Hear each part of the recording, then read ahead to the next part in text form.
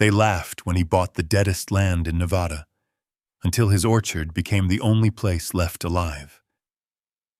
No one understood why a broken veteran would spend his last dollars on a stretch of salt-burned earth everyone else had already abandoned. They called it madness. They said the war had taken too much from him. But out there, under the brutal sun, with only a loyal dog by his side, he saw something no one else could. And when everything around them began to collapse, the truth finally surfaced. Before we go on, drop a comment and tell me where you're watching from. I'd love to see how far this story travels. For 100 miles of broken Nevada highland, there was a place no one spoke about unless they had to. They called it Dead Basin. From the ridge above, it looked less like land and more like something the earth had tried to forget. A wide stretch of pale, cracked ground that shimmered under the sun like a sheet of dull glass. Heat rose from it even in the early hours, bending the horizon, turning distant shapes into wavering ghosts. Nothing grazed there.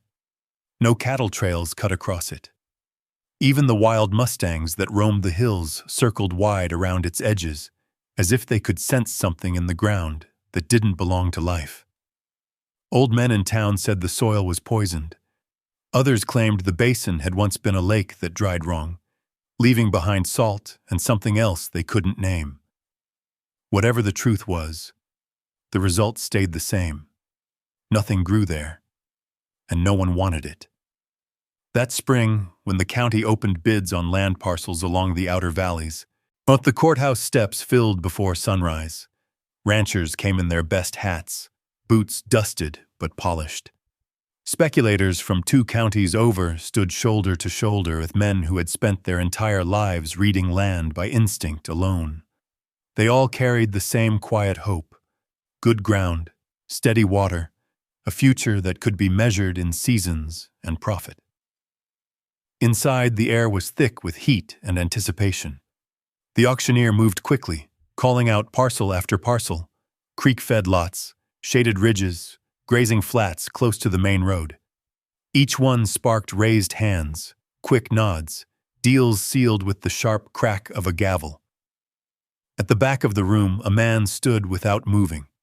Ethan Cole kept his hands at his sides, his posture straight, but tired in a way that didn't come from long days of work. His face was weathered, not just by sun, but by something deeper, something that had followed him home and never quite let go. A faded jacket hung loosely on his frame, and the brim of his hat cast a shadow over eyes that seemed to be watching more than just the auction. Beside him sat a German shepherd. The dog didn't fidget, didn't pant or shift or look around like most dogs would in a crowded room. He sat still, alert, his amber eyes moving from person to person, with a quiet intelligence that made some people uneasy if they noticed him long enough. Most didn't. They were too busy bidding on land that promised life. Ethan didn't raise his hand for any of it. Not for the creek parcels, not for the low meadows, not for the timbered hills where the soil was dark and forgiving. He let each opportunity pass without a word, in his gaze fixed somewhere beyond the room, as if he were measuring something no one else could see. A few people noticed. "Cole's back," someone whispered near the front. "Should have stayed gone," another muttered. "War messed him up," a third voice added, low but not low enough. Ethan didn't react. The dog did. Maverick's ears flicked once toward the sound, then settled again. His body remained calm, but his eyes sharpened for a moment before returning to stillness. The auction moved on. Voices rose, deals closed, hands shook. Men smiled like they were already counting the years of good harvests ahead of them. Then the auctioneer paused. "Lot 27?" he called, glancing briefly at the paper in his hand before continuing. "Dead Basin and the surrounding bluffs, while 240 acres. A ripple of quiet moved through the room. Not interest. The opposite. A few men chuckled under their breath. Others didn't even bother looking up. Starting bid, the auctioneer said, his tone flattening just slightly. 10 cents an acre. No one moved. Outside, the wind brushed against the building, carrying with it the dry, distant scent of dust and heat. Inside, the silence stretched just long enough to feel intentional. Then a voice from the front spoke, loud enough for everyone to hear. You couldn't pay me 10 cents to take that land. Laughter followed. Easy, relaxed. The kind that comes when everyone in the room shares the same certainty. The auctioneer cleared his throat. Do I have any bids? For a moment, it seemed like the answer would be no. Then, from the back of the room, and a hand lifted. Not high, not dramatic, just enough. I'll take it, Ethan Cole said. The room didn't go silent all at once. It happened in layers. First, the laughter stopped. Then the low conversations faded. Finally, even the small, restless movements quieted as people turned to look at him. The man who had said nothing all morning. The man who hadn't bid on a single piece of good land. Now standing there, offering to buy the worst. The auctioneer blinked. 10 cents an acre, he repeated. Ethan didn't nod. He didn't need to. The dog beside him shifted slightly, rising to his feet as if he already understood that something had just been decided. Any other bids? The auctioneer asked, though his voice carried no real expectation. No one answered, not even out of spite. The gavel came down. Sold. The sound echoed louder than it should have. For a second, no one spoke.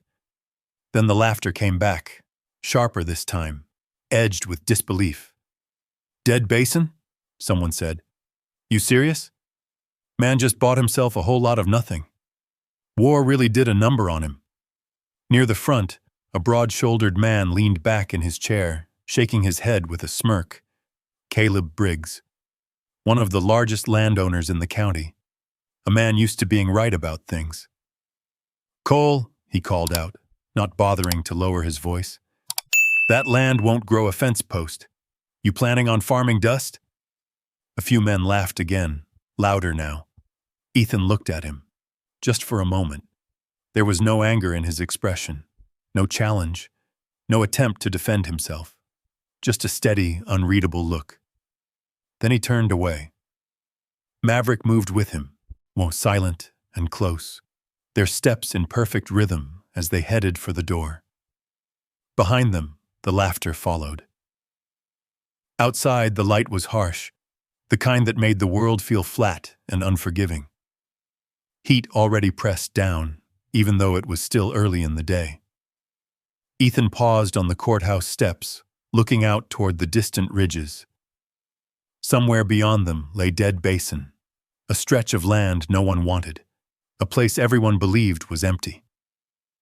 Maverick stood beside him, his gaze fixed in the same direction. For a long moment, neither of them moved. Then the dog took a step forward, and Ethan followed.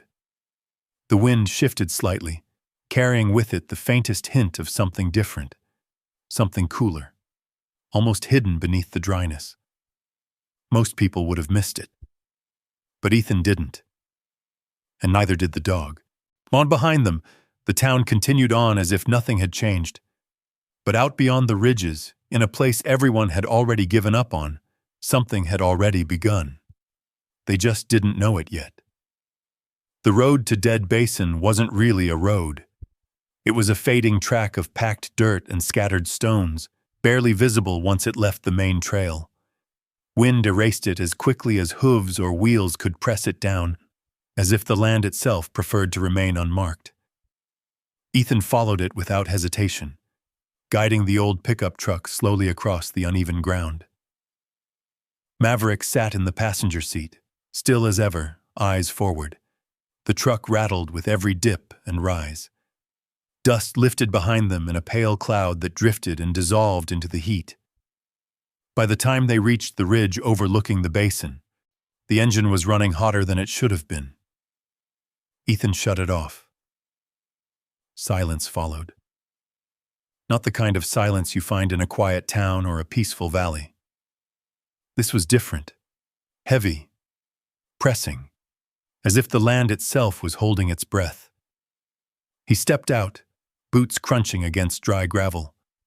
The sun hit him hard, reflecting off the pale surface below.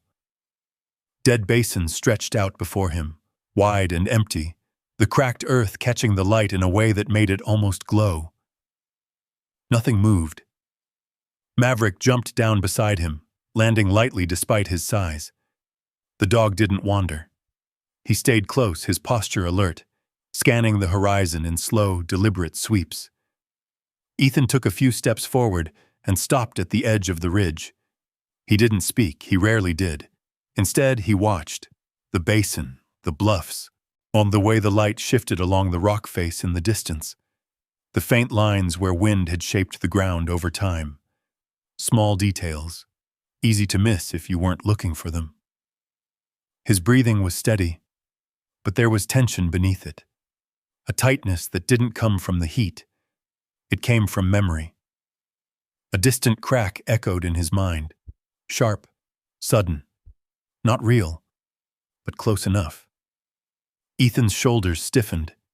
His hand moved instinctively, searching for something that wasn't there anymore. His pulse picked up, his breath shortening just slightly. Maverick noticed. The dog stepped closer, pressing his side gently against Ethan's leg.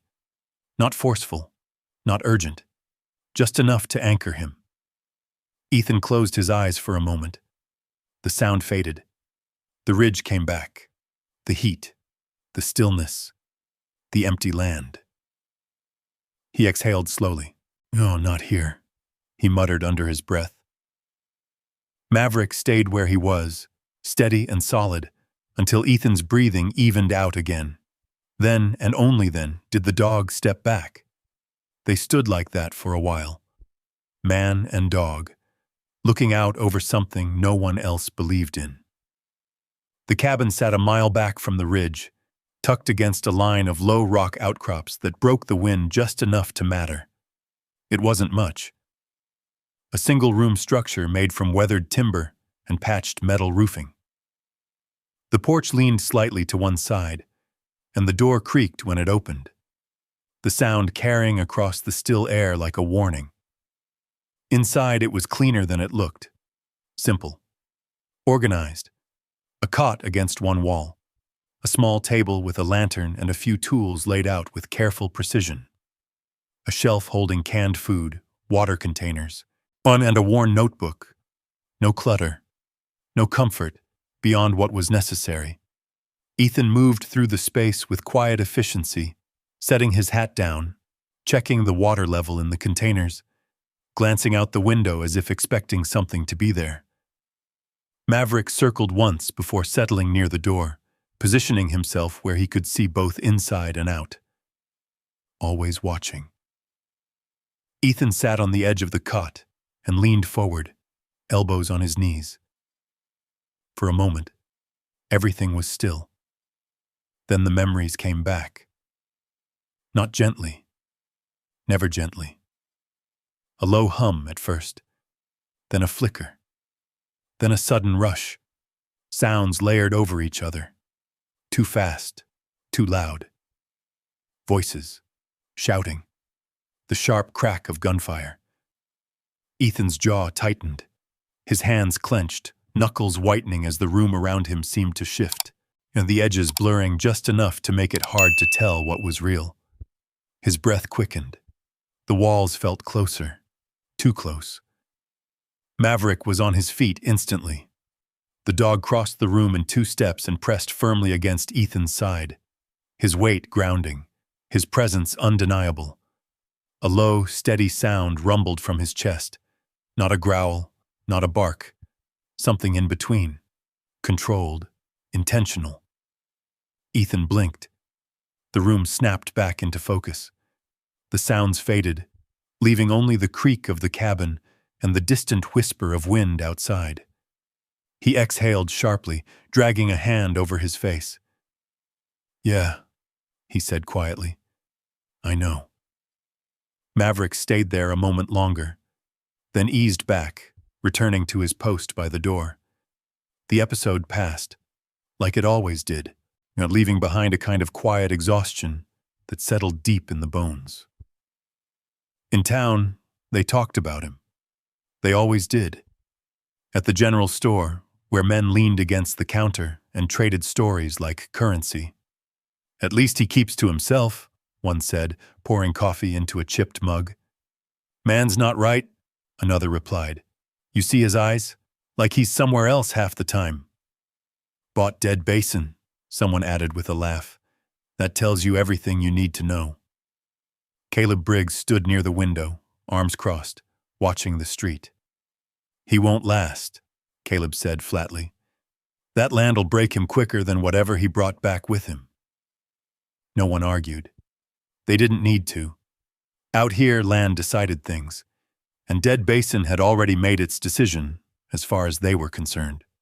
That evening, Ethan stood outside the cabin, looking toward the basin again. The sun was lower now, casting long shadows across the ground. The bluffs in the distance glowed faintly, their dark surfaces holding on to the last of the day's warmth. Maverick moved a few steps ahead, nose to the ground, then paused. Ethan noticed. The dog wasn't restless. He was focused. There was a difference. Maverick lifted his head, ears forward, eyes fixed toward the far edge of the basin where the land met the base of the bluffs. He took a step, then another. Then he stopped and looked back. Not waiting. Inviting.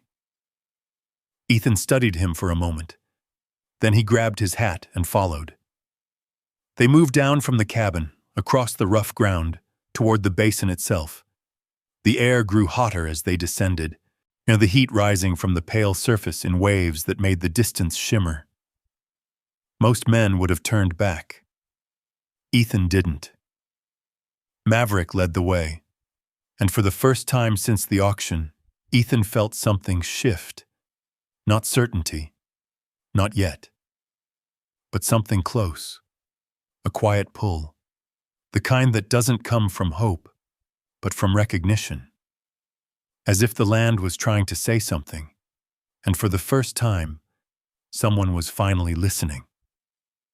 The slope into Dead Basin was steeper than it looked from above. Loose gravel shifted under Ethan's boots as he followed Maverick down the incline. Heat pressed upward from the ground, rising in slow waves that made the air feel thicker with every step. The light was harsh here, reflecting off the pale surface so intensely it forced his eyes to narrow. Maverick didn't slow. The dog moved with quiet purpose, weaving slightly as if following a scent that wasn't carried by the wind. His head stayed low, ears forward, body tense but controlled. Ethan noticed the difference immediately. This wasn't wandering. This was tracking. "What is it?" he muttered, more to himself than to the dog. Maverick didn't look back this time. He kept moving. At the basin floor, the ground changed beneath Ethan's feet.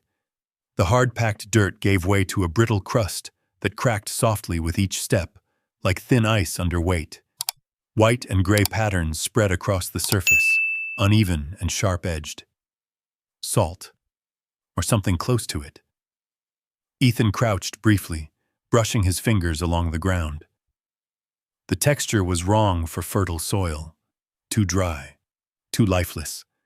Nothing should grow here. That's what everyone believed. But he stood again and kept walking.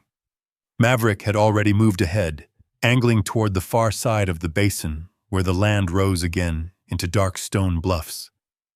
From a distance, the rock face looked solid and unbroken, casting a long shadow that stretched across the edge of the basin like a line drawn between two different worlds. The dog stopped suddenly. Ethan nearly walked into him.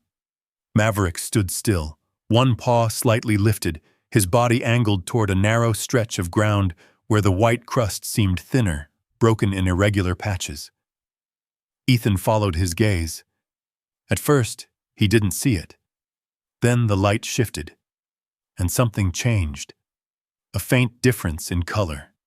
A strip of darker earth, barely visible against the surrounding pale surface. Narrow, uneven. But there.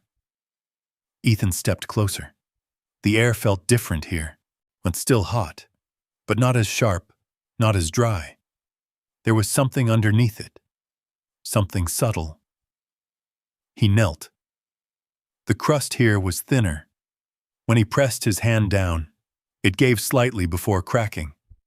He brushed it aside, exposing soil beneath. Dark. Not much. Just a thin layer. But real. Maverick moved in beside him and began to dig. Not wildly. Not like a dog chasing something. Slow, deliberate strokes, pulling away loose dirt and crust, exposing more of what lay underneath. Ethan watched for a second, then joined him, using his hands to clear a wider space. A few inches down, the soil changed again.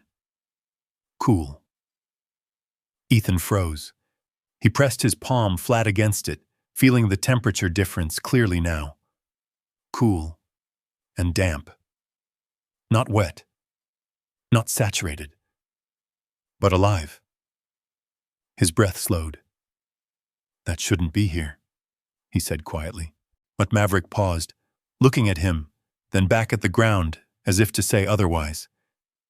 Ethan dug a little deeper, careful now, peeling away layers instead of tearing through them. The deeper he went, the clearer it became. Moisture. Subtle but consistent. He leaned back slightly, scanning the area. The dark strip extended along the base of the bluffs, running parallel to the rock face.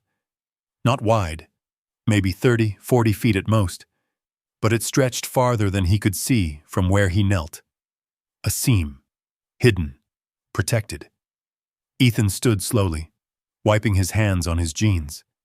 The bluffs above cast shade across the strip for part of the day. The rock itself, dark, dense, would absorb heat and release it slowly. And if water was seeping through from somewhere behind that stone. He turned, looking back across the basin. The white crust, the open exposure, the heat. Everything that made this land worthless. Everything that kept people away. Everything that might be protecting this narrow stretch from being disturbed. Maverick barked once, short, sharp. Ethan turned back. The dog had moved a few steps farther along the strip and was pawing at another spot. Ethan followed, kneeling again, brushing aside the surface layer. Same result. Dark soil, cool, damp. He exhaled slowly. "You found it," he said, almost to himself. Maverick's tail gave a small, controlled movement. Not excitement, not play. A recognition. They moved along the strip together, checking spot after spot. Every time, the same pattern. Beneath the dead surface, something was still holding on. Ethan straightened, his eyes moving across the landscape again, but differently now. And he wasn't seeing emptiness anymore. He was seeing structure. The way the land dipped slightly toward the bluffs. The faint lines where water might travel underground. The way certain areas held just enough variation to suggest something hidden beneath. He'd seen terrain like this before. Not here, but elsewhere. Places where survival depended on noticing what others ignored. Where the difference between life and death was often buried just below the surface. His jaw tightened slightly, not in tension, but in focus. Maverick stepped ahead again, then stopped, turning back to look at him. Waiting. Ethan gave a small nod. "All right," he said. The word carried more weight than it should have. They walked the length of that hidden strip until the sun dipped lower and the shadows stretched longer across the basin. The heat began to ease, replaced by a cooler edge that crept in as the light softened. By the time they climbed back toward the ridge, Ethan's steps were slower. Not from exhaustion, from thought. At the top, he stopped again and looked back. dead basin. It hadn't changed. Still wide, still pale, still empty. If someone else stood where he stood now, they'd see exactly what they expected to see. Nothing. But Ethan didn't see nothing anymore. He saw a line. A narrow, fragile line of possibility running along the base of the bluffs. It wasn't enough. Not yet. But it was something. Maverick sat beside him, facing the same direction. The dog's ears twitched slightly in the cooling air, but his posture remained steady. Ethan glanced down at him. "You knew," he said quietly. Maverick didn't move. He didn't need to. Yet Ethan looked back out over the basin. For the first time since stepping into that auction hall, something inside him shifted. Not hope. Not exactly. Something steadier. Something earned. A plan. The wind moved across the ridge, carrying with it the faintest trace of coolness rising from the bluffs below. This time, Ethan didn't miss it. And neither did the dog. They turned together and started back toward the cabin, the last light of the day stretching long shadows behind them. In the distance, dead basin lay quiet. Still dismissed, still misunderstood, but no longer unseen. The next morning came early. Ethan was already awake before the first light touched the ridge. He sat at the small table inside the cabin, the lantern burning low beside him, its glow barely pushing back the darkness. The worn notebook lay open in front of him, pages filled with short lines, rough sketches, and measurements written in a tight, careful hand. Not guesses, observations.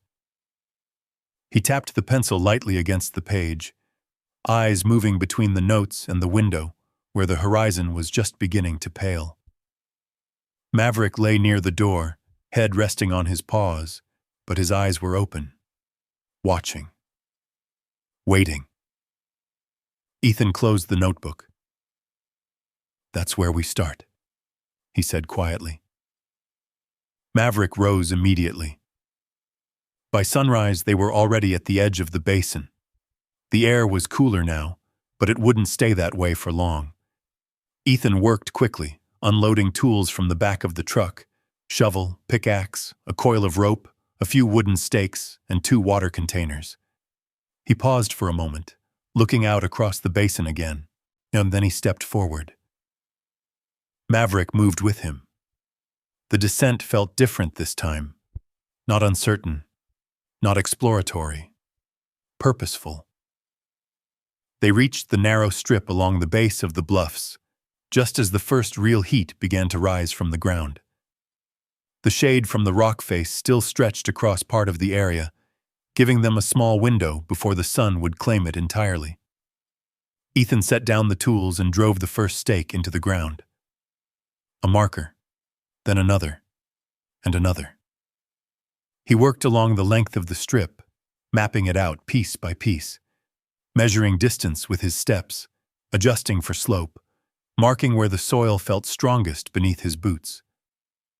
Maverick followed closely, occasionally stopping to sniff or paw lightly at certain spots, as if confirming what Ethan had already begun to understand. "Oh, this is it," Ethan murmured. The words weren't hopeful. They were deliberate. Once the line was marked, he picked up the shovel. The first cut into the ground was harder than expected. The surface crust resisted, brittle but tough, cracking in uneven pieces that had to be pried away before he could reach the soil beneath. Each strike sent small vibrations up through his arms, the effort building faster than it should have. He didn't stop. Piece by piece, he cleared a section wide enough for a planting hole, 2 feet across, 2 feet deep. By the time he reached the darker soil beneath, sweat had already soaked through his shirt, clinging to his back and shoulders. The sun climbed higher, pushing the temperature upward with it. Maverick moved into the shade, watching.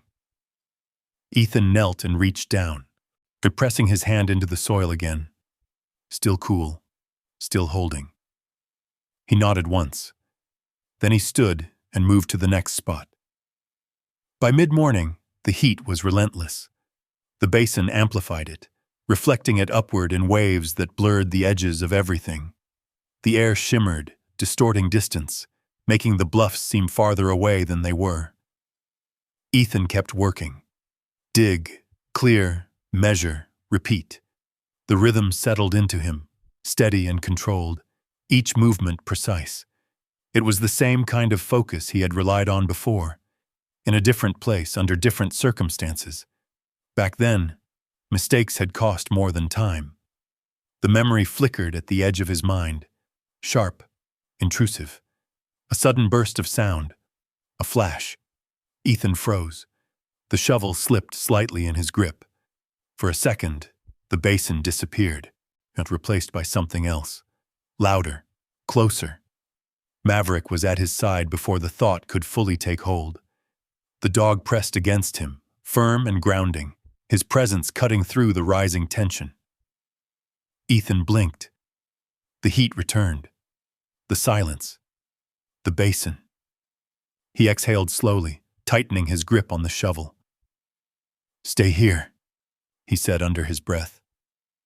Maverick didn't move away. He stayed exactly where he was until Ethan's breathing steadied again. Then the work continued. By afternoon, the first 3 holes were finished.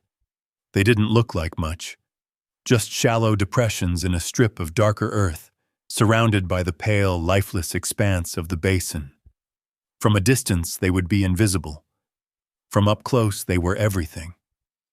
Ethan moved to the truck and pulled out a small bundle wrapped in cloth, and inside were the saplings, thin, fragile, barely more than sticks with roots. He held one for a moment, turning it slightly in his hand. Then he carried it back to the first hole. The planting was careful, measured. He lowered the sapling into place, adjusting the depth, packing the soil gently around the roots, making sure it held firm without being suffocated. Water came next. He poured slowly, letting the soil absorb it instead of flooding it, watching how it settled, how it moved. The ground drank it in, not quickly, not greedily, but steadily. Ethan sat back on his heels. "That's something," he said. Maverick watched from the shade, his ears flicking slightly. Ethan planted the second, then the third. Each one took time. Each one demanded attention. There was no rushing this. Late in the afternoon, they weren't alone anymore. The sound of hooves carried faintly across the basin before the riders came into view, silhouettes against the ridge. 3 men. Ethan didn't look up right away. He kept working. The riders descended slowly, stopping a short distance away where the ground began to change. Caleb Briggs sat at the front, his posture relaxed, but his eyes sharp as he looked down at what Ethan was doing. "Well," Caleb called out, his voice carrying easily in the open air. "Would you look at that?" Ethan didn't answer. One of the other men laughed. "He's really doing it," he said. "Planting trees in dead basin." Caleb shook his head slowly. "Cole," he said, "you always this stubborn? Or is this something new?" Ethan stood then, turning to face them. For a moment, no one spoke. The heat hung between them, a thick and unyielding. Caleb gestured toward the small row of freshly planted saplings. "You know those won't last a week, right?" he said.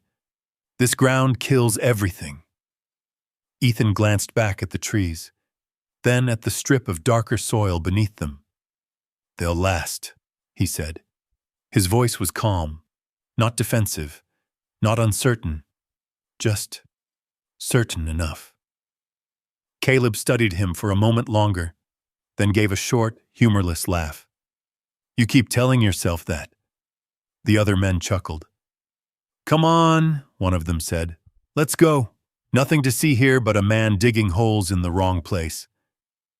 They turned their horses and rode back toward the ridge, their laughter fading into the distance. Ethan watched them go. Then he turned back to the saplings.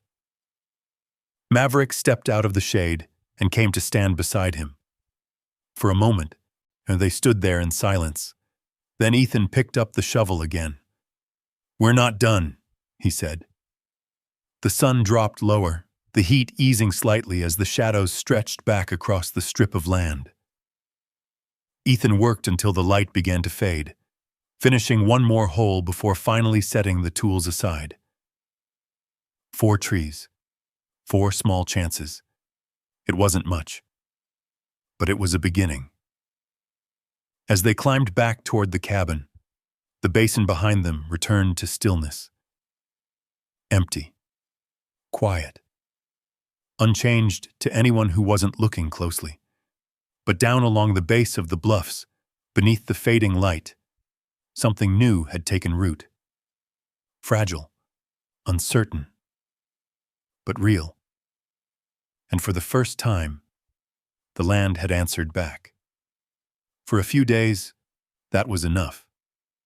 Ethan returned to the strip at first light every morning, us working in the cool shadow of the bluffs before the heat took over. The 4 saplings stood where he had left them, thin, fragile, but upright. Their leaves were small, barely formed, but they held. He watered them carefully, watching how the soil responded, how it absorbed and held the moisture. He adjusted the depth of each basin, reinforcing the edges so the water wouldn't run off too quickly. Maverick stayed close, pacing slowly along the line, his eyes scanning the basin and the ridge beyond. Always watching. On the 3rd morning, Ethan brought more saplings, 8 this time. He planted them one by one, expanding the row along the narrow seam of living soil. The work was slower now. The ground was harder. The sun rose faster. But the pattern held. Dig. Place. Water. Wait. By the end of the week, there were 12 saplings standing along the base of the bluffs. From a distance, they looked like nothing. Up close, they were everything Ethan had. The heat intensified as the days passed. By midday, the basin turned into something else entirely. The air shimmered so violently that the horizon seemed to melt. The ground radiated heat upward in steady waves, pressing against skin, drying breath before it could fully form. Ethan adjusted his schedule. He worked before sunrise. He worked again in the last light of evening. In between, he stayed near the cabin, repairing tools, studying his notes, and waiting out the worst of the heat. Maverick never left his side. At night, the temperature dropped sharply. The basin lost its heat as quickly as it gained it, the air turning cold enough to bite. The contrast was brutal. Burning days, freezing nights. The saplings endured both. At first, it started with the smallest change, a single leaf curled at the edge. Ethan noticed it immediately. He crouched beside the first sapling, touching the leaf gently between his fingers. It felt dry, not dead yet, but not right either. He checked the soil, still damp, still holding. He moved to the next tree. Same thing. A slight curl, a faint discoloration. Not enough to panic, but enough to warn. Ethan stood slowly, his eyes scanning the entire row. The heat was building again. Too fast. He looked toward the bluffs, then back at the basin floor. Something had shifted. He just didn't know what yet. By the end of the 2nd week, 3 saplings had failed. They didn't die all at once. They faded. Leaves turning brittle, as edges darkening, stems losing strength until they bent under their own weight. Ethan pulled one from the ground. The roots told the story. Too shallow, too close to the salt line. The soil beneath had turned hostile, creeping inward in ways he hadn't accounted for. He set the dead sapling aside and moved to the next. Maverick stood nearby, watching quietly. Ethan didn't speak. He didn't need to. The land was answering again. Just not the way he wanted. He adjusted, moved the next planting sites farther back, dug deeper. changed the angle of the water flow. It helped. A little. But not enough. The heat grew worse. The air stayed still longer, and the seam of living soil, as narrow as it was, began to feel even more fragile. One night, the wind picked up. Not a storm, just a dry wind that moved across the basin like a breath pulled too long. Ethan woke to the sound of it pushing against the cabin walls. For a moment, he didn't know where he was. The darkness felt wrong, the silence between the gusts too heavy. Then the sound shifted in his mind. Changed, sharpened. A crack, another, closer now. Ethan sat up suddenly, his breath catching. The room tilted, the walls pressed inward. The sound wasn't wind anymore. It was something else. Something from before. Maverick was already there. The dog moved fast but controlled, placing himself directly in front of Ethan, blocking his line of sight to the door. His body was steady, his presence solid, anchoring. Ethan's hands trembled. His chest tightened. The air felt thin. Maverick let out a low, steady rumble. Not aggressive, not alarmed. Just grounding. Ethan focused on the sound. Not the ones in his head. The real one. The steady, controlled vibration from the dog in front of him. He blinked. The cabin came back. The wind returned. Just wind. He exhaled sharply, dragging in a breath that burned slightly on the way down. "I'm good," he said, though his voice was rough. Maverick didn't move. Not until Ethan reached out and rested a hand against his neck. Only then did the dog relax slightly, settling back onto the floor, but staying close. Always close. The next morning, Ethan found 2 more saplings failing, this time faster. Leaves shriveled, stems brittle. The heat had pushed past what they could endure. Ethan stood over them, his jaw tightening. He had miscalculated, not completely, but enough. He looked down the row. 7 trees still held, and 5 were gone. Nearly half. Maverick moved beside him, nose brushing lightly against Ethan's hand. Ethan didn't pull away. For a moment he just stood there, staring at what was left. The basin stretched out around them, unchanged, unforgiving. The same land everyone else had seen. The same land they had laughed at him for choosing. And now, it was proving them right. By midday, the heat was unbearable. Ethan pushed through it anyway. He dug a shallow trench along the row, trying to redirect the water more evenly. The work was slow. The ground resisted. Sweat blurred his vision, stinging his eyes. He didn't stop, not until the shovel slipped. The sound it made, sharp, sudden, echoed louder than it should have. Ethan froze. For a second, the basin disappeared again, replaced by something else. Louder, closer. And his grip tightened. His breath shortened. Maverick barked. Once. Sharp. Ethan blinked.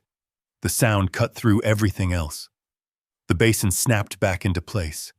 The heat, the light, the trench at his feet. He lowered the shovel slowly, forcing his breathing to steady. "Stay with me," he muttered. Maverick stepped closer, pressing lightly against his side. Ethan closed his eyes briefly, then opened them again. The moment passed. Barely. But enough. Late in the afternoon, as the heat finally began to ease, something changed. Maverick stiffened. His ears snapped forward, his body going still in a way Ethan had learned not to ignore. "What is it?" Ethan asked quietly. The dog moved, fast. He darted toward the far end of the row, then stopped abruptly, barking once, sharp and urgent. Ethan followed and saw it. On a coiled shape near the base of one of the remaining saplings, blending into the ground so perfectly it was almost invisible. A rattlesnake, its body tense, its head raised, too close. Ethan stepped back instinctively. Maverick didn't. The dog positioned himself between Ethan and the snake, his stance low, controlled, ready. "Back," Ethan said. Maverick didn't move. The snake shifted. A warning. A faint rattle. Then it struck. Fast. Too fast to fully track. Maverick lunged. The movement was explosive but precise, intercepting before the strike could land where it was aimed. The snake recoiled, disappearing into the cracked ground and vanishing as quickly as it had appeared. Silence returned. But something was wrong. Maverick stood still. Too still. Ethan's chest tightened. "Mav?" he said. The dog turned slightly, and Ethan saw it. A small mark along the front leg, already swelling. His breath caught. "No. No, no." He dropped to his knees beside him, his hands moving quickly but carefully, checking the wound, assessing. The swelling was spreading, too fast. Ethan's pulse surged. The basin around him faded again, but this time not from memory, from fear. Real, immediate. "Stay with me," he said, his voice low but urgent now. Maverick didn't pull away. He didn't panic. He just looked at Ethan. Steady, trusting. Ethan swallowed hard, forcing his hands to steady. "Okay," he said. "Okay, I've got you." The sun dipped lower behind the bluffs, casting long shadows across the basin. And for the first time since he had stepped onto that land, Ethan felt it. Not doubt, not uncertainty, something heavier. But the realization that this place didn't just demand work, it demanded a cost, and it had just named it. Ethan didn't think. He moved, fast. He slid one arm under Maverick's chest and lifted him carefully, keeping the injured leg steady. The dog didn't resist, didn't whine, just let out a low breath, his body tense but controlled. "Stay with me," Ethan said again, more to himself this time. The truck felt farther away than it had before. Every step across the basin seemed heavier, the heat pressing in, the ground shifting under his boots. His heart pounded hard enough to drown out everything else. Maverick's breathing was still steady, but slower. Too slow. Ethan forced himself not to rush too much. A misstep here could make things worse. He kept his footing, his pace urgent but measured, eyes locked on the ridge. The climb up felt endless. By the time he reached the truck, his arms were burning, his chest tight, his breath coming in sharp pulls. He set Maverick down gently in the passenger seat, adjusting him so the injured leg stayed elevated. "Don't move," he said. Maverick didn't. Ethan jumped into the driver's seat, turned the key, and the engine roared to life. Dust kicked up behind them as he drove, faster than before. Not reckless, but close. The town clinic was small. One room, one doctor. Enough for most things. Ethan didn't slow as he pulled up, the truck sliding to a stop in front of the building. He was out before the engine fully died, pulling Maverick from the seat and carrying him inside. The bell above the door rang sharply. Dr. Harris looked up from behind the counter. "What happened?" "Snake," Ethan cut in. Front leg. Not long ago." The doctor moved immediately. "Set him here." Ethan laid Maverick down carefully on the table. The dog's eyes stayed on him, steady, trusting. Dr. Harris worked quickly, examining the wound, checking the swelling. "Rattlesnake," he confirmed. "You got him here fast. That helps." Ethan didn't speak, didn't move. He just watched. The room filled with quiet urgency. The doctor prepared what he needed, his hands steady, practiced. Maverick flinched once, just once, then went still again. Ethan's hand rested on his neck, fingers pressing lightly into his fur, grounding both of them. Minutes stretched, then passed. Finally, Dr. Harris stepped back slightly. "He's strong," he said. That worked in his favor. Ethan let out a breath he hadn't realized he was holding. "But," the doctor added, "oh, he's not out of it yet. You keep him calm. Keep him close. Watch the swelling. If it spreads past the shoulder, you bring him back." Ethan nodded once. "Thank you." Dr. Harris gave a small nod in return. "You did right getting him here fast." Ethan didn't answer. He already knew what almost happened. They returned to the cabin before sunset. The drive was slower this time. Careful. Ethan carried Maverick inside and laid him down on a folded blanket near the wall. The dog shifted slightly, adjusting his weight, then settled again. Tired, but alive. Ethan sat beside him, not moving, not speaking, just staying. The light outside faded, turning the edges of the cabin soft and dim. The air cooled slowly, the heat of the day releasing its grip. Maverick's breathing remained steady.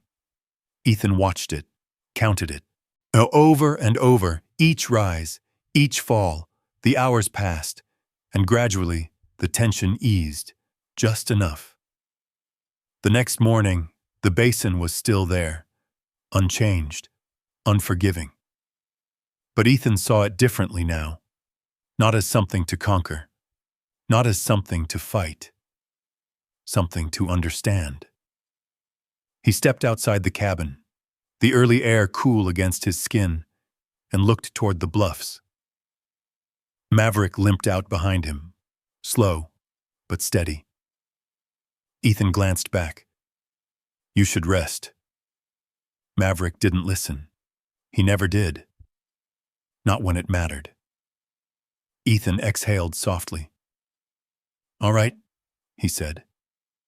They walked together, slower this time, more careful. Back at the strip, the damage was clear. 5 dead saplings, 7 still standing. Barely. The leaves on the survivors were thin, their color faded, their strength uncertain. Ethan crouched beside the first tree. He didn't reach for it right away. He just looked, really looked, at the soil, at the pattern of cracks, at how the water had moved through the ground. He traced the edges of the planting hole with his fingers, noticing, adjusting, understanding. Maverick lay down nearby, watching. The dog didn't move much today, didn't need to. Ethan was already seeing it now. The problem wasn't just the heat. It was how the water moved. Too fast in some places, too slow in others. The soil wasn't uniform. It shifted, changed, subtly. But enough, Ethan stood and walked the length of the row again, slower this time, more deliberate. He stopped at each tree, studied the ground, the slope, the texture. By the time he reached the end, the plan in his head had changed, completely. He started with the trench, not deep, not wide, just enough to guide the water instead of letting it spread and disappear. He carved it along the natural line of the land, following the slight downward pull he had missed before. The work was slower now, more precise, every movement measured.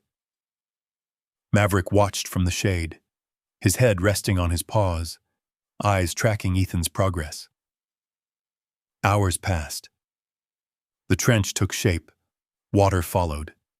Not perfectly, but better. Ethan adjusted again, and again, until it held. By evening, the row looked different, not dramatically, but enough. The water settled more evenly. The soil stayed darker longer. The surviving trees stood a little steadier.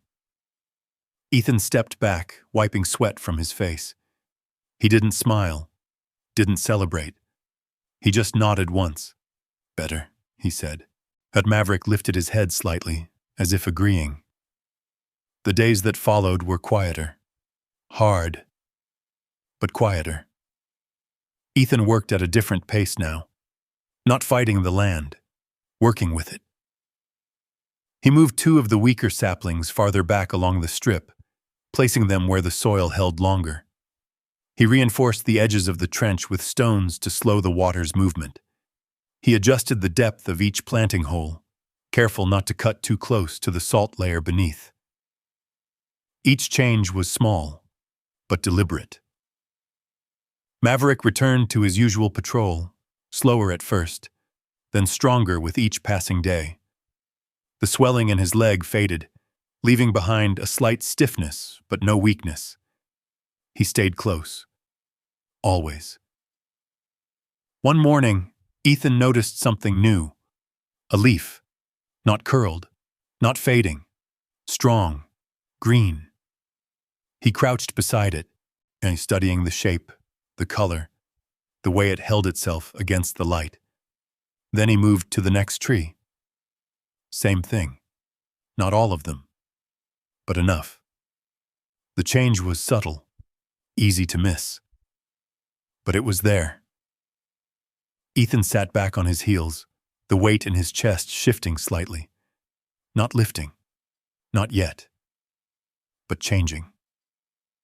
Maverick stepped beside him, his presence quiet and steady. Ethan reached out, resting a hand briefly against the dog's shoulder. "We're learning," he said. The words were simple, but they carried something new. Not hope. Not confidence. Something stronger. Understanding. The basin stretched out around them, still harsh, still unforgiving, but no longer silent. It was speaking. And now, Ethan knew how to listen. The change didn't happen all at once. It never did. But it came in small things, quiet things, easy to miss if you weren't paying attention. A deeper shade of green along the edge of a leaf. A stem that held a little straighter in the morning light. Soil that stayed dark just a few hours longer after water touched it. Ethan noticed all of it. He had to. Each morning, he walked the line before the sun climbed too high, boots moving slowly along the narrow seam at the base of the bluffs. Maverick followed beside him, his limp now barely visible, though he still favored the leg slightly when the ground was uneven. Ethan stopped at each tree, checked the soil, touched the leaves, watched how they responded to the light. 7 had survived. 7 out of 12. That number stayed with him. Not as failure, as fact. And facts could be worked with. The days settled into a rhythm, a work before sunrise, rest during the worst of the heat, work again in the fading light. Ethan expanded the trench system, carefully extending it along the natural slope he had begun to understand. He reinforced weak sections with flat stones, adjusting the flow so water moved slower, steadier, more controlled. He stopped forcing the land, started following it. Maverick adapted too. He no longer ran ahead without reason. Now he moved in quiet loops around the work area, pausing at certain points, lingering just long enough for Ethan to notice. More than once, those pauses led Ethan to subtle differences in the ground. Slight dips, cooler patches, places where the soil felt just a little more alive beneath the surface. "Good spot," Ethan would say, more often now. Maverick's tail would shift once in response. Not excitement, recognition. By the 3rd week, the surviving trees began to change. Not dramatically, but undeniably. New leaves formed, small at first, then broader, stronger. Their color deepened, holding steady even as the heat intensified around them. Ethan crouched beside one of the saplings one morning, studying the way the leaves caught the early light. "They're holding," he said quietly. Maverick sat nearby, watching. Ethan didn't smile. He didn't celebrate. He just nodded once and moved to the next tree. The town hadn't forgotten him. They just weren't paying attention anymore. At the general store, the conversation had shifted to other concerns. Dry wells in the lower valley, cattle prices dropping, rumors of a long summer ahead. Ethan Cole and his dead land had become background noise, less a joke that had already run its course. "Still out there?" someone asked casually. "Yeah," another replied. "Digging holes last I heard." Laughter. Short. Dismissive. Caleb Briggs leaned against the counter, arms crossed. "Let him dig," he said. "Land'll teach him soon enough." No one argued. They didn't need to. Back at Dead Basin, Ethan worked. Quiet, steady, unseen. He brought more saplings, not many, just enough to test. This time, he chose the spots differently, not evenly spaced, not by guess, by feel, by observation. Each placement came after minutes of study, checking the soil, the slope, the way the light moved across that specific patch of ground. Maverick stayed close, occasionally stepping forward, nose brushing the earth, confirming or rejecting Ethan's choices in his own way. They worked together, went without needing words. One afternoon, as the sun hung high and unforgiving, Ethan finished planting 2 new saplings along the far end of the strip. He poured water slowly, watching it settle. Then he sat back on his heels. The heat pressed down. The basin shimmered. Everything around him still looked the same. Dead. Empty. Unchanged. But the line along the bluffs told a different story. 14 saplings now, 7 strong, 2 new, 5 lost. Ethan's eyes moved along them, counting, measuring. This time, when he reached the end, something stopped him.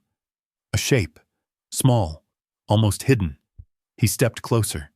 One of the older saplings, one of the original survivors, had changed. At the base of a branch, just beneath a cluster of leaves, something had formed. Not a leaf, not a bud, something in between. As Ethan crouched slowly, carefully. He leaned in, studying it. A tiny swelling, barely visible, but real. He didn't touch it, didn't need to. He knew what it was. The first sign, the earliest hint that the tree was doing more than surviving. It was growing. Maverick stepped beside him, lowering his head slightly, his eyes following Ethan's focus. Ethan exhaled slowly. "Well," he said. The word hung there, incomplete, heavy. He leaned back, looking at the tree, then at the rest of the row. It wasn't enough, not yet, but it was something no one else would believe. And for the first time, Ethan felt it. Not hope, not quite. Something quieter, deeper. A shift. He didn't tell anyone. He didn't bring anything into town, didn't try to prove anything. He just kept working. The next morning, he checked again. What the small growth had held, it hadn't withered, hadn't shrunk. If anything, it had grown. Just slightly. Ethan nodded once and then moved on. Days turned into weeks. The pattern held. Not perfect. Never perfect. Some saplings struggled, some nearly failed, but most endured, and a few began to thrive. The trench system improved. The water settled more evenly. The soil responded. Slowly. Reluctantly. But it responded. Maverick grew stronger too. The stiffness in his leg faded with each passing day, though Ethan still watched him closely, noticing every small shift in movement. The bond between them deepened, not through grand moments, but through the quiet ones. Shared work, shared silence, shared understanding. One evening, as the sun dropped low behind the ridge, casting long shadows across the basin, Ethan stood at the edge of the strip and looked out. The heat had softened. The air had cooled. The bluffs glowed faintly, holding the last warmth of the day. Behind him, the line of saplings stood against the pale ground, small, fragile, but alive. Maverick came to stand beside him. Ethan glanced down. "You see it?" he asked. The dog didn't answer. He didn't need to. Ethan looked back at the basin. To anyone else, it was still the same. Still dead. Still worthless. But Ethan knew better now. And for the first time since stepping into that auction hall, he wasn't just reacting anymore. He was building something. Quietly, patiently, and somewhere deep beneath the surface of that unforgiving land. Something was beginning to answer him back. But not everything that answers brings peace. The days grew quieter. Well, not easier, just quieter. The kind of quiet that settles in when something is building beneath the surface. Unseen, unspoken, but real. Ethan felt it before he understood it. He woke earlier now, sometimes before the sky even began to lighten, his eyes snapping open without reason. No explosions, no memories clawing their way back like before. Just alertness. Like something inside him refused to sleep too deeply. Maverick noticed. The dog would lift his head the moment Ethan stirred, ears forward, eyes steady. Watching. Waiting. Ready. Ethan would sit on the edge of the bed, hands resting on his knees, listening. Not for sounds. For absence. The silence out there had changed. The basin looked the same. That was the problem. No storms, no wind, no real movement at all. The air felt held, almost as if something had pressed pause on everything. Ethan moved through his routine anyway. Check the trees, adjust the water flow, reinforce the trench. Each action precise, each step measured. But his eyes moved more than before. Scanning, reading, looking beyond the soil now. The orchard, if it could be called that, had grown, not in size, in presence. The saplings stood taller, leaves thicker, some branches now strong enough to cast shadows that hadn't existed weeks before. Ethan noticed every change, counted every leaf that held, tracked every sign of growth. But something else had started to creep in.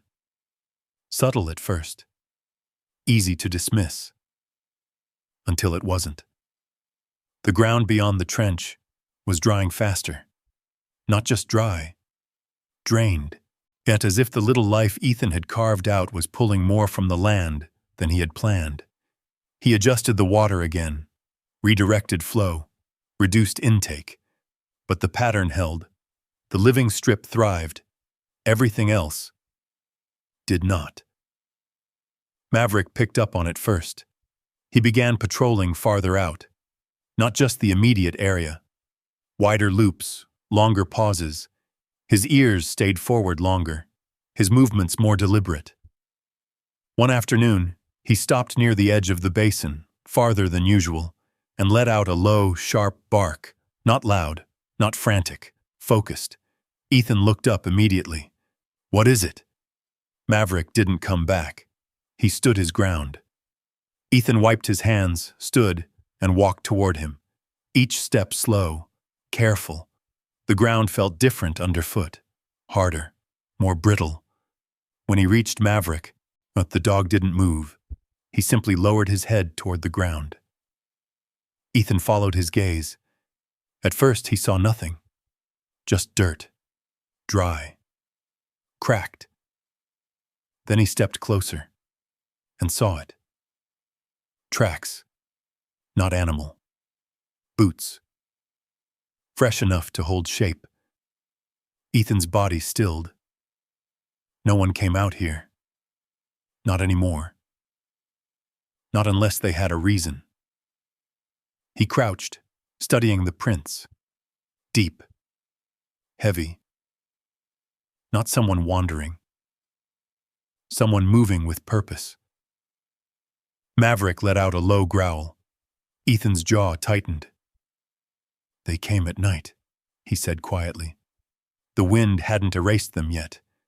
That meant recent. Very recent. Ethan stood slowly, eyes scanning the horizon. Nothing. Just the endless stretch of pale, unforgiving land. But now, it didn't feel empty anymore. That night, Ethan didn't sleep. Not really.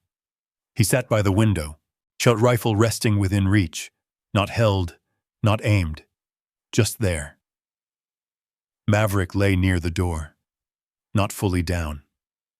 Ready. The silence pressed in harder than before. Every creak of the wood, every shift of the wind, every small sound carried weight. Hours passed. Nothing happened. But that didn't mean nothing had changed. The next morning, Ethan walked the perimeter. Careful, methodical. The tracks circled part of the basin. Not random. Studied. Observed. Whoever it was, they had been watching. Watching the trees, the trench, the water. Understanding. Ethan exhaled slowly.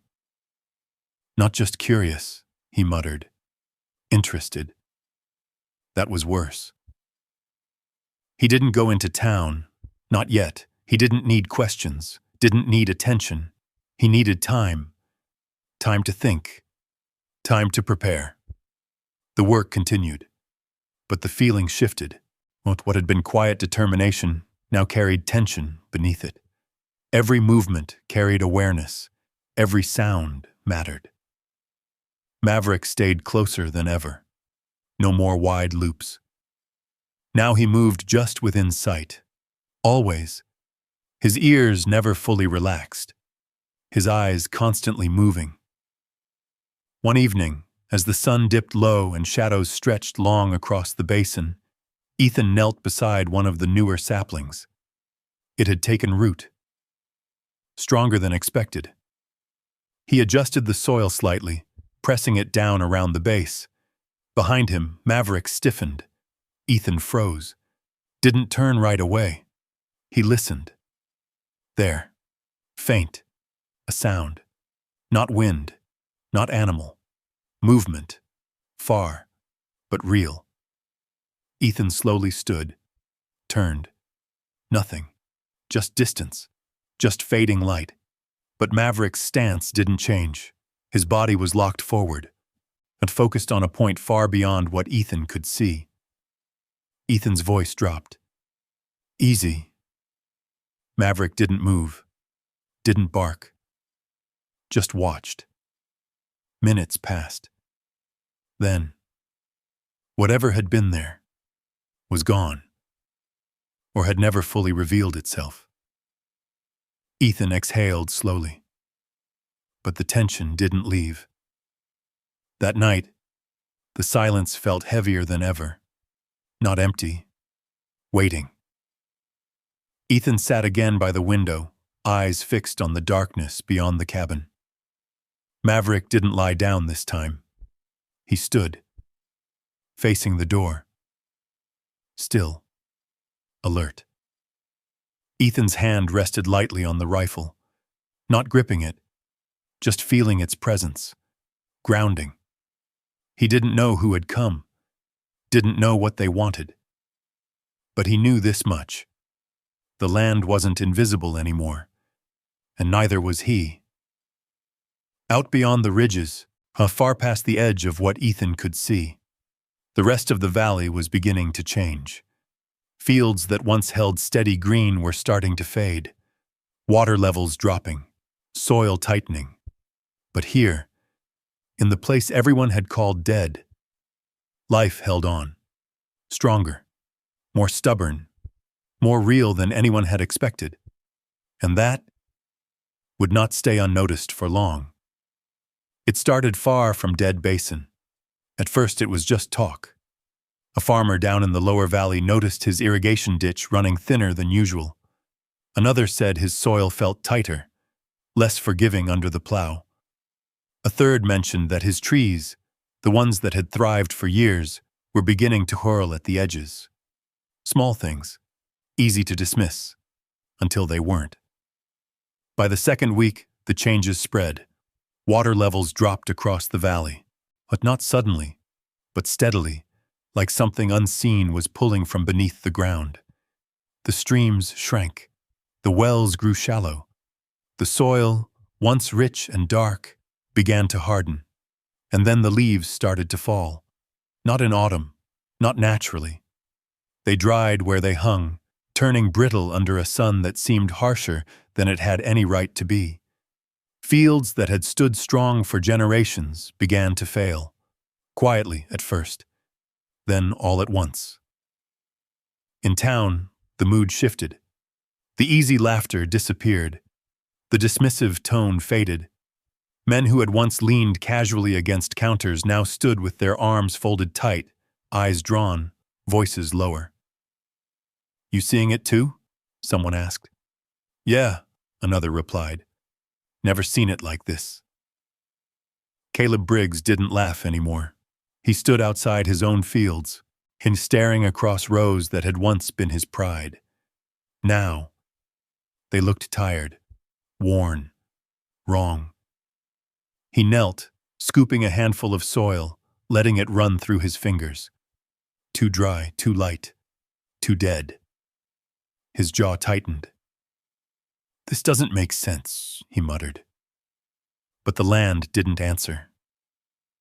The heat came next. Not just hot. Relentless. Days stretched longer, the air thick and unmoving. The wind that usually crossed the valley slowed, then stopped altogether. Everything held. Everything baked. And whatever strength the land had left, it began to break. Ethan saw it from the ridge. He stood at the edge of Dead Basin, looking out toward the valley below. The color had changed. Where there had once been green, there was now dull brown. Where the fields had once stretched full and even, they now looked uneven, patchy, failing. Yet he didn't say anything. Didn't need to. Maverick stood beside him, silent, watching. Back in the basin, the orchard held, not untouched, but steady. The leaves stayed strong. The soil, though still harsh, retained its structure. The trench system continued to guide water, slow and controlled, exactly as Ethan had shaped it. The difference was clear, too clear. Ethan knelt beside one of the trees, pressing his fingers into the soil, still damp beneath the surface, still holding. He exhaled slowly. "Why here?" he said under his breath. The question wasn't fear. It was realization. Days passed. The valley worsened. Reports spread faster now. Entire fields lost. Crops failing, livestock struggling, water rationed. The town grew quieter with each passing morning. Less movement, less noise, more worry. Ethan didn't go into town. He didn't need to. He could see it, from the ridge, from the silence, from the way the horizon itself seemed to fade. Instead, he focused on the work, reinforcing, adjusting, protecting. Maverick stayed close, always. His awareness sharper than ever, his movements precise, his presence steady. If something shifted in the air, he felt it first. If something moved beyond sight, he knew. Ethan trusted that, more than anything else. Then came the collapse. Not gradual, not quiet. Fast. A stretch of days where everything that had been weakening finally gave way. The valley's remaining crops failed. Completely. Leaves fell in sheets, branches dried. Soil cracked open in wide, jagged lines. The water that remained sank deeper, out of reach. Farm after farm fell silent. No harvest. Well, no recovery. Nothing left to save. Caleb stood in the middle of his land. What had once been rows of strong, thriving crops now lay brittle underfoot. He bent, picking up a handful of dry leaves, crushing them in his fist. They turned to dust. His chest tightened. Not anger. Not yet. Something worse. Understanding. Back in Dead Basin, life remained. Ethan walked the line slowly that morning. Each tree, each leaf, each branch. Still there. Still holding. More than holding. Growing. The small swelling he had seen weeks before had become something undeniable now. A first fruit. Not large, not perfect, but real. He stood in front of it, silent. The basin stretched out around him, unchanged to the untrained eye. Still harsh, still empty, still dismissed. Oh, but here, in this narrow strip of land, everything was different. Maverick stepped beside him. Ethan rested his hand lightly on the dog's shoulder. "They'll see it now," he said. Not as a question, as fact. He was right. It didn't take long. The first to arrive didn't come with noise. They came quietly. 2 men from the valley, their truck slow as it crossed the edge of the basin, uncertain of what they would find. They stopped when they saw it. The line of green, the leaves, the fruit. One of them stepped out, removing his hat slowly. "That can't be," he said. But it was. More followed. Not many at first, just enough. Word spread, not through laughter, through disbelief, through need, through the quiet desperation of people who had lost everything they thought they could rely on. So, Ethan stood at the edge of his land as they approached, Maverick beside him. Still, watching. The same people who had once ignored him, now stopped at a distance, not stepping closer without permission, not speaking right away. They just looked, at the trees, at the water, at the life. One of them finally spoke. "How?" The word barely formed. Ethan didn't answer immediately. He looked past them, toward the valley, toward everything that had fallen, then back to the land beneath his feet. "It's not about forcing it," he said quietly. "It's about understanding it." The men exchanged glances. They didn't fully understand, but they didn't laugh either. Not anymore. Behind them, the basin remained silent, but it wasn't empty. Not anymore. For the first time, the place they had called dead was the only place still alive. At first, they kept their distance. They stood at the edge of Dead Basin like men unsure whether they were stepping onto sacred ground or stolen luck. Ethan didn't invite them closer. He didn't send them away either. He just stood there, boots planted in the same soil they had once mocked, Maverick beside him, silent, watchful, unyielding. The dog's eyes moved from face to face, reading them, weighing them. Some looked ashamed, some desperate, some calculating. Ethan noticed that too. They came in small groups at first, 2 men, then 4, then a family. No one laughed anymore. No one made jokes about wasted money or broken soldiers. Now they asked questions, quietly, carefully. How are your trees still alive? Where are you getting water? What did you do different?" Ethan didn't answer right away. He watched them the same way Maverick did, studied their tone, their posture, their intent. Then, slowly, he began to speak. Not everything, not at once, just enough. "The land isn't dead," he said. "It's just misunderstood. Some nodded. Most didn't fully grasp it, but they listened, because now they had no choice. Caleb Briggs didn't come. Not at first. He watched from a distance, from what remained of his own land. Day after day, he stood at the edge of his fields, staring at soil that had turned against him, at crops that had failed him, at a future that no longer made sense. And beyond that, he could see it. That thin line of green cutting through the basin, not mocking everything he thought he knew. His jaw tightened every time.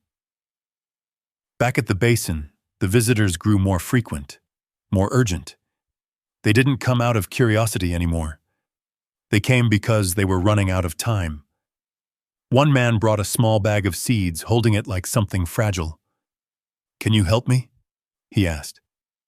Ethan looked at the bag, then at the man, then at the horizon behind him. He saw the dust, the dryness, the collapse spreading wider. He exhaled slowly. "I can show you," he said, "but you have to do the work." The man nodded quickly. "I will." Ethan studied him for another moment, then stepped aside. "Start with the ground," he said. It began slowly. One person, then another. People started marking small patches of land along the outer edges of the basin. Not large, not ambitious, but careful, measured. They watched Ethan, copied his movements, dug shallow trenches, studied the soil, listened more than they spoke. Maverick stayed close to Ethan at all times, but his attention shifted. He began to watch the others too, carefully, suspiciously, as if he knew something Ethan hadn't seen yet. Not everyone came to learn. Some came to take. It happened at night, the kind of night where the air feels too still, too heavy, like something is waiting to break. Ethan was awake. He often was now. Not from fear, from habit, from instinct. Maverick was already on his feet, ears forward, body tense. Ethan didn't speak. He just reached for the rifle resting beside the wall, not raising it, just holding it. Then, a sound, soft, out beyond the trench, movement, deliberate, not wind, not animal. But Maverick moved first, low, fast, silent. Ethan followed, stepping out into the dark, eyes adjusting, senses sharpening. There, a shape, near the far end of the orchard. Crouched. Working at something. Ethan's voice cut through the silence. "Stop!" The figure froze, then turned. For a split second, everything held. Then, they ran. Maverick surged forward without hesitation, a blur of motion across the ground. Ethan's voice followed. "Don't!" But Maverick was already gone. The figure stumbled, trying to escape across the uneven terrain. Maverick closed the distance fast, too fast. There was a shout, a struggle, then a sharp sound, a crack. Not loud, but wrong. Maverick faltered, just for a second, but enough. Ethan's chest tightened. "Maverick!" He ran, hard, faster than he had in months. By the time he reached them, the figure had already disappeared into the darkness, leaving only footprints and chaos behind. And Maverick, standing, but not steady. Ethan dropped to his knees beside him. "What happened?" he said, breath tight. Maverick's body trembled slightly. One front leg, again, was wrong. Not a bite this time. Something else. Ethan's eyes scanned quickly. Then he saw it. A jagged piece of metal, half buried in the soil near the trench. Placed. Not natural. A trap. His jaw clenched. "They set this," he said under his breath. Maverick leaned into him slightly. Not collapsing, just tired. Ethan's hand moved to his fur, steady, grounding. "I've got you," he said. The words were quiet, but firm. Back at the cabin, Ethan worked through the night, cleaning the wound, wrapping it, while checking every sign. Maverick stayed still, didn't fight, didn't complain. Just watched him, trusted him. That made it worse. Ethan's hands were steady, but his mind wasn't. It moved, fast, connecting pieces, the tracks, the watching, the questions. Now this wasn't desperation. This was intent. Morning came slowly, too slowly. The light creeping into the cabin revealed a different kind of truth. The basin was no longer hidden, no longer ignored. It had become something else, something people needed, and needed things got taken. Ethan stepped outside, exhaustion lining his face, his posture heavier than before. Maverick limped out behind him, still strong, still present, but marked. Again. Ethan looked out across the basin. The land hadn't changed, but everything else had. Behind him, the orchard stood, alive, valuable, vulnerable, and out there, somewhere beyond what he could see, there were people who didn't want to learn, didn't want to understand. They just wanted what he had built. Ethan's grip tightened slightly at his side. Not on a weapon. On something deeper. A decision. This wasn't just about survival anymore. It was about what kind of man he was going to be, now that the world had come back to him. The sun rose slow over Dead Basin, soft at first, then harsh. It always ended that way. Ethan stood at the edge of the orchard, arms at his sides, eyes fixed on the horizon. He hadn't slept much, not after the night before, not after seeing what people were willing to do. Behind him, Maverick stepped carefully across the ground, his injured leg stiff but holding. He stayed close, and closer than ever now. His presence no longer just loyalty, it was protection, for both of them. Ethan turned slightly, glancing down. "You should rest," he said. Maverick didn't. He simply stood beside him, steady, watchful. Ethan exhaled. "Yeah," he murmured. "I know." They came again that morning, not quietly this time, a group of them. 6, maybe 7, men and women from the valley, faces tired, clothes worn, eyes carrying something heavier than before. Need, not curiosity, not doubt, need. They stopped at the edge of the basin, just like the others had, but they didn't wait long this time. One of them stepped forward, a man Ethan recognized, Samuel Carter, farmer, had land not far from Caleb's, had land. Now, he didn't. "We're out of time," Samuel said. No greeting, no hesitation, just truth. As Ethan didn't answer right away, he let the silence sit, felt it, measured it. Then he nodded once. "I know." Samuel swallowed, his eyes shifting briefly toward the orchard behind Ethan. "We tried everything," he said. "Nothing's holding. Nothing's working." Ethan watched him, saw the exhaustion, the quiet fear. Not loud, not desperate. Just real. Samuel took a step closer. "Whatever you're doing here, we need to learn it." Ethan's gaze didn't move. "Not just learn," Samuel added, his voice lower now. "We need help." The words hung in the air, heavy, honest. Ethan felt something shift inside him. Not anger, not satisfaction, something deeper, something older. For a moment, the past came back. Not in images, not in sound, in feeling.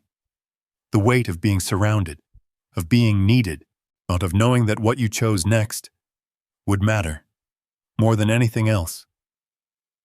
Ethan's hand moved absently to Maverick's shoulder. The dog stayed still, grounded, present. Ethan looked at the group again, at their faces, at what they had lost, at what they were asking.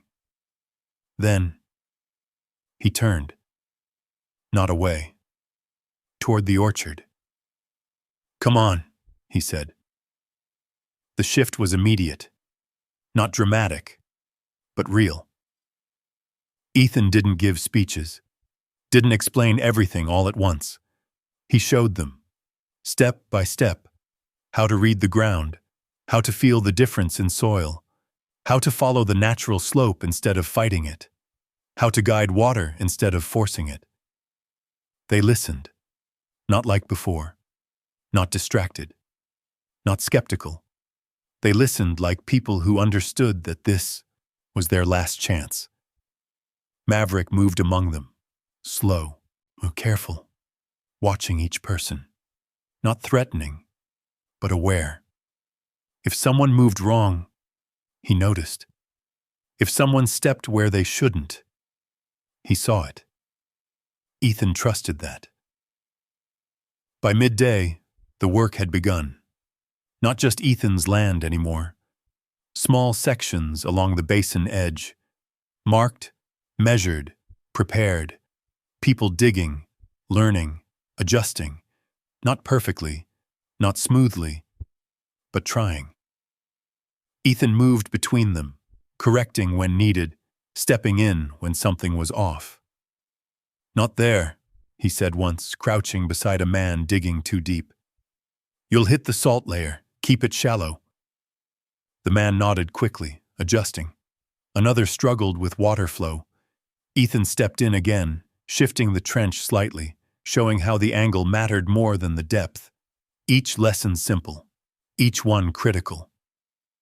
Hours passed, whilst the basin changed, not in appearance, in energy. Where there had once been silence, there was now movement, effort, purpose. Maverick paused near the center, watching it all. Ethan noticed. "You keeping an eye on them?" he asked quietly. Maverick didn't respond. He didn't need to. By late afternoon, the first small plots were ready. Nothing planted yet. Just prepared. Just ready. Samuel stood beside Ethan, looking out over what they had started. "It's not much," he said. Ethan shook his head. "It's enough." Samuel nodded slowly. For the first time in days, maybe longer, there was something else in his eyes. Not fear, something lighter. But not everyone came to learn. Caleb Briggs arrived just before sunset, alone, his truck cutting across the edge of the basin, her tires kicking up dust as he drove faster than anyone else had dared. He stepped out hard. No hesitation, no pause. His eyes locked on the orchard immediately, then shifted to Ethan. "You think this makes you better than everyone else?" Caleb said, his voice sharp. The group went still. Work stopped. Silence returned. Ethan didn't move. "Didn't say that," he replied. Caleb scoffed. "You didn't have to." His gaze swept across the people working the edges of the basin. "You're building something here," he said. "Something valuable." Ethan said nothing. Caleb stepped closer. "Land like this, it doesn't stay in one man's hands. Not when it's the only thing keeping this place alive." There it was. Not anger, not jealousy. Claim. Maverick stepped forward, not aggressive, but present, between them. Caleb noticed, as his eyes flicked to the dog, then back to Ethan. "You think that dog's gonna stop what's coming?" he said. Ethan's voice stayed even. "No," he said. but he'll make you think twice. The silence stretched, tight, unyielding. Then, Caleb let out a breath, short, sharp. "This isn't over," he said. Ethan didn't answer. Caleb turned, walking back to his truck, his steps heavy, controlled. The engine roared to life. Dust followed him as he left. The tension lingered, long after he was gone. Samuel stepped closer. "You think he'll come back?" he asked. Ethan looked out across the basin, across the orchard, across the people now working side by side. "Yeah," he said. Samuel swallowed. "And when he does?" Ethan's hand rested again on Maverick's shoulder. The dog stood firm, unshaken. Ethan's eyes didn't move. "We'll be ready." The sun dipped low. The light softened.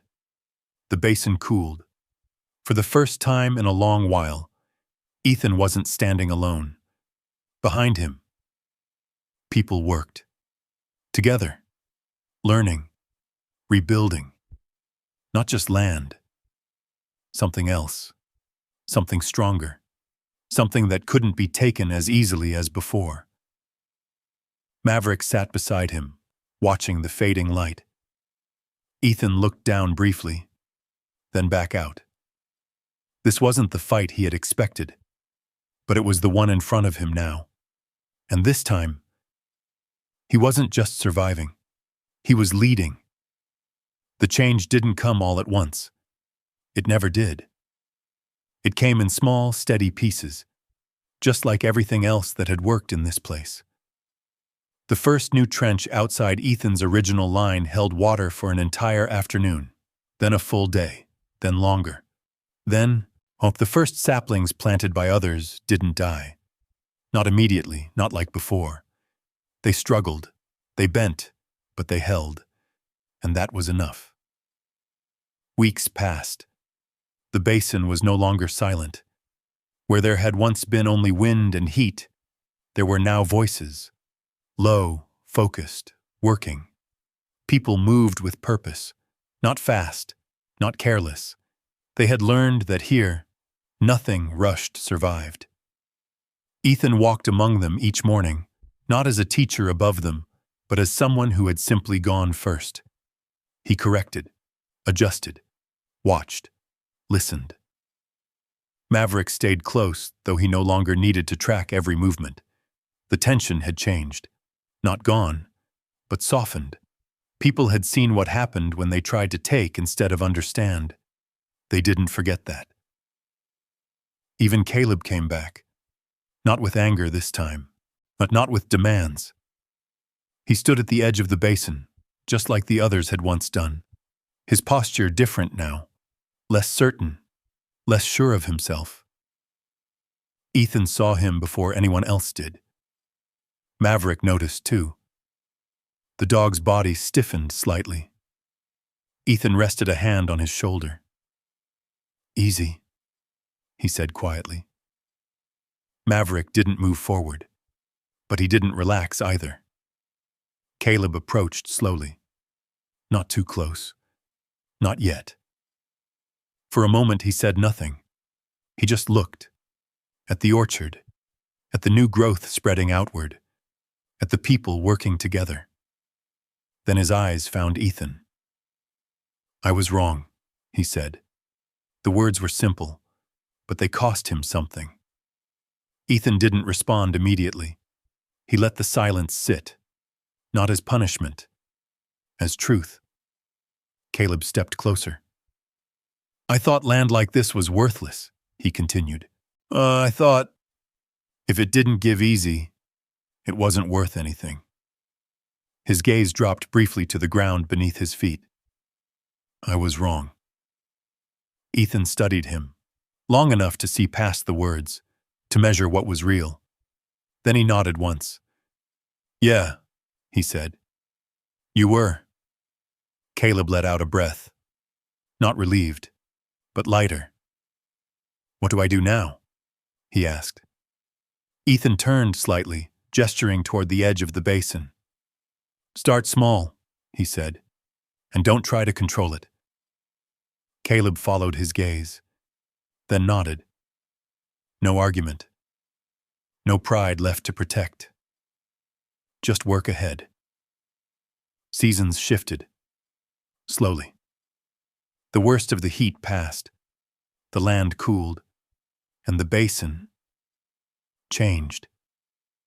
Not into something unrecognizable, not into something easy, but into something alive. The thin line Ethan had started grew wider, then wider still, not perfectly, not evenly, but steadily. Trees took root, then held, then produced, small at first, then more. The valley beyond the basin began to recover too, but differently now. People didn't return to what they had been. They adapted. They changed. They listened. Years passed, quietly, without announcement, without celebration.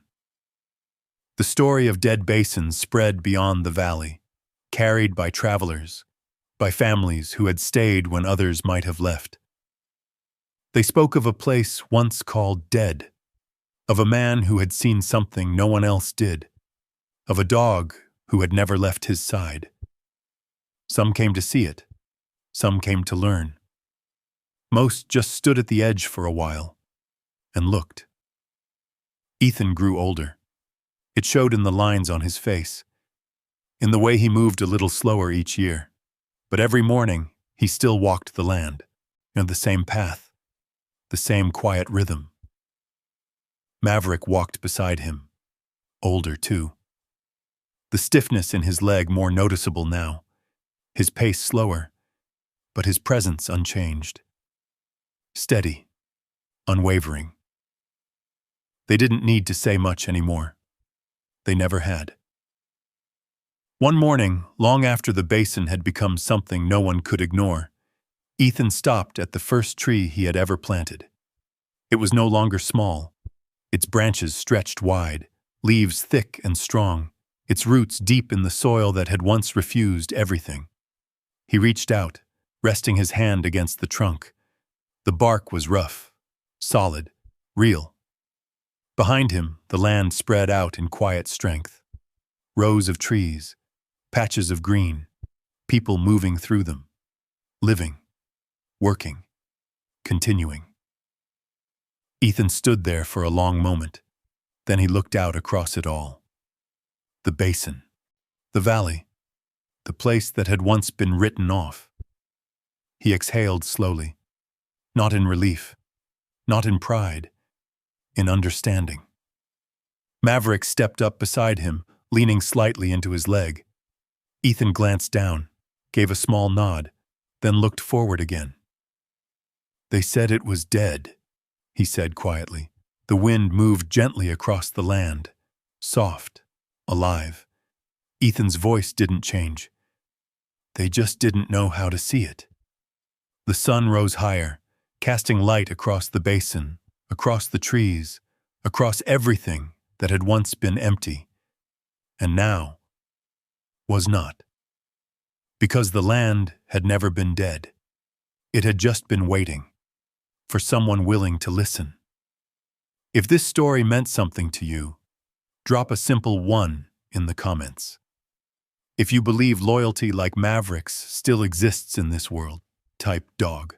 And if you've ever felt overlooked, underestimated, or left behind, just comment me. I read every single comment, and your voice matters here. Don't forget to subscribe and stay with us, because the next story might be even more powerful than this one. And who knows, you might see a part of your own story in it.